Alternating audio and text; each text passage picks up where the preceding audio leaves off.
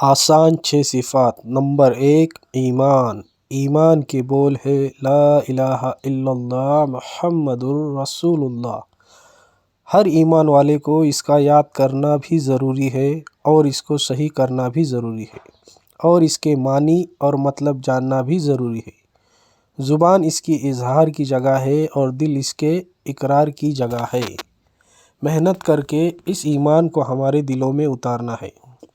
ایمان کا مقصد ہے، کلمے سے یہ چاہا جا رہا ہے کہ ہمارے دل کا یقین صحیح ہو جائے اور بدن سے نکلنے والے اعمال درست ہو جائے، یعنی مخلوق سے ہونے کا یقین ہمارے دل سے نکل جائے اور ایک اللہ سے ہونے کا یقین دل کے اندر آ جائے اور حضور صلی اللہ علیہ وسلم کے طریقے میں کامیابی ہے اور اس سے ہٹ کر جتنے بھی طریقے ہیں اس میں ناکامیابی ہے، اس کا یقین آ جائے۔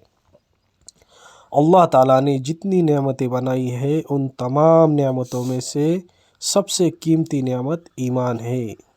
ایک دن ایسا آئے گا کہ موت کے وقت سارے اسباب ہمارا ساتھ چھوڑ دیں گے، لیکن یہ ایمان دنیا میں کام آئے گا، موت کے وقت کام آئے گا، قبر میں ساتھ ہوگا، حشر کے میدان میں ساتھ ہوگا، میزان تولتے وقت میں کام آئے گا، پل صراط پر آسانی سے گزارے گا، اللہ کی رحمت کے قریب کرے گا اور ہمیشہ کی جہنم سے بچا کر ہمیشہ کی جنت میں لے کر جائے گا۔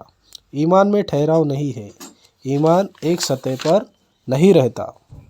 ایمان کی محنت کریں گے تو یہ ایمان بڑھے گا اور بڑھتا ہوا ایمان اللہ کے حکموں پر چلائے گا اور حضور صلی اللہ علیہ وسلم کے طریقے پر چلائے گا۔ اگر ہم نے ایمان پر محنت نہیں کی تو ایمان میں کمزوری آئیں گی اور یہ کمزوری اللہ کے حکموں کو توڑوائیں گی اور حضور صلی اللہ علیہ وسلم کے طریقے کو چھڑوائیں گی۔ اس کی وجہ سے دنیا اور آخرت میں ہمیں اتنا زبردست نقصان اور خسارہ اٹھانا پڑے گا جس کا اندازہ آج ہم اس دنیا میں نہیں لگا سکتے۔ جیسے اللہ کی ذات وراء الورا ہے، اسی طرح ایمان کی بھی کوئی حد نہیں۔ اگر آدمی مرتے دم تک بھی ایمان کی محنت کرتا رہا پھر بھی ایمان کے آخری حد تک نہیں پہنچ سکتا۔ حضور صلی اللہ علیہ وسلم سکھانے والے اور سیکھنے والے صحابہ کرام، اس کے باوجود صحابہ نے تقریباً 11 یا 13 سال تک ایمان کو سیکھا اور موت تک اس کی فکر کی۔ اس لیے صحابہ رضی اللہ عنہ فرماتے ہیں، پہلے ہم نے ایمان سیکھا اور بعد میں پورا دین سیکھا۔ جب صحابہ کرام ایمان سیکھ رہے ہیں تو کیا ہم ایمان سیکھنے کے محتاج نہیں؟ ہمیں بھی ایمان کو سیکھنا ہے۔ اس کی 3 لائن کی محنت ہے۔ سب سے پہلے دعوت۔ سب سے پہلے اپنے ایمان کو بنانے کی نیت سے دوسروں کو ایمان کی دعوت دیں گے، یعنی اللہ کی بڑائی کو، اللہ کی طاقت کو اور اللہ کی قدرت کو خوب کہیں گے تاکہ یہ بات ہمارے اندر آ جائے۔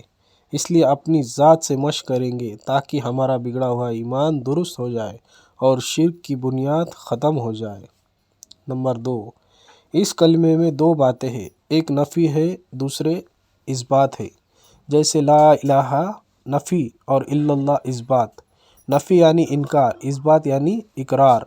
ہم مخلوق میں رہتے ہیں، مخلوق میں رہتے ہوئے جب بھی مخلوق سے ہوتا ہوا نظر آئے تو ہمیں دل کی زبان سے اس کا انکار کرنا ہے کہ یہ ساری کی ساری مخلوق ہے اور یہ ساری مخلوق کسی کو نفع یا نقصان دینے میں ایک اللہ کی محتاج ہے اور اللہ تعالیٰ کسی کو نفع یا نقصان دینے میں کسی ایک مخلوق کے بھی محتاج نہیں۔ اور تیسرا ہے دعا۔ تیسرا اللہ تعالیٰ سے دعا کے ذریعے سے ایمان کی سلامتی کو، ایمان کے خاتمے کو اور ایمان کی حقیقت کو مانگنا ہے۔ اس کی کیفیت بتلائی، جیسے ایک مفلس عیالدار محتاج جس کے بچے گھر میں بھوکے ہو کسی کے سامنے اپنی ضرورت کو رکھتا ہے تو کس کیفیت کے ساتھ مانگتا ہے، تو اس سے بھی زیادہ ایمان کے بارے میں اپنے آپ کو بھکاری سمجھنا اور مفلس سمجھتے ہوئے اللہ تعالیٰ سے ایمان کی حقیقت کو، ایمان کی سلامتی کو اور ایمان کے خاتمے کو دعا کے ذریعے سے مانگنا، کیونکہ اعتبار خاتمے کا ہے۔ اس کی علامت دنیا کے آنے پر خوشی نہ ہو اور جانے پر رنج نہ ہو، بلکہ دین کا کوئی عمل چھوٹنے پر رنج ہو رہا ہو، یہ ایمان کے بڑھنے کی علامت ہے۔ یہ کلمہ اقرار غلامی ہے۔